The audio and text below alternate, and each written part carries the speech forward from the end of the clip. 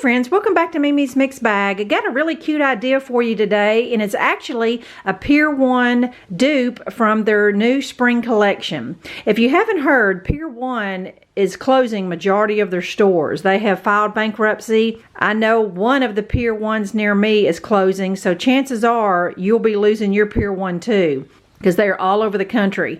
But they still have lots of cute spring decor out this year, and I came across this a few weeks ago, this white faux fur bunny wreath. It was $19.99, and now after a few weeks it's on sale for $13.99, but even with it being on sale, I could recreate this for a fraction of the cost. So I went to Dollar Tree and I picked up one of these super soft plush microfiber cloths. That's going to be like my bunny fur.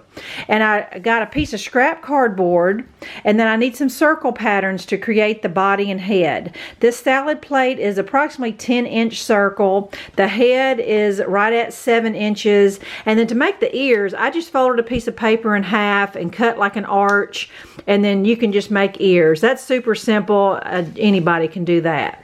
Now the original is more on the peach and white color scheme, but I don't have any peach ribbon or flowers, so mine's going to be a little more pink, but I think the overall finished product is going to look very close to the original.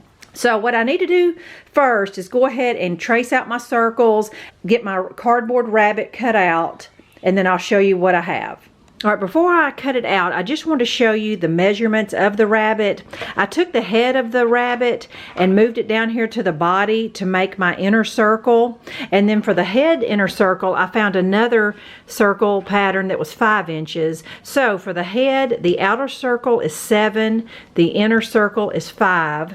For the body is 10, and then cut out the 7-inch inner circle. Now I have my rabbit ears already traced on there, and now I'm going to cut it all out and you'll see what I have. And according to the picture, I can tell that the ears are actually attached to the rabbit head from the back. So I took my pattern and went ahead and just cut my ears off.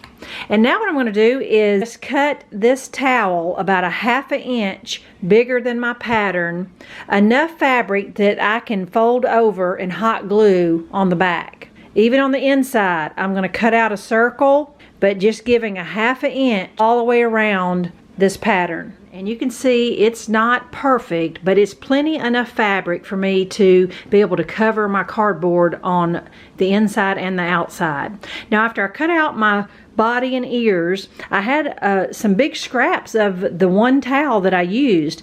I noticed that the rabbit is not just a flat surface. It has a little dimension to it. So I thought what I would do is I would take these 2 pieces of scrap towel I have and roll them up kind of into like a tube, and then I'm going to hot glue them on my rabbit before I cover it. I didn't intentionally leave the strips, but just perfect enough for me to put it under the covering.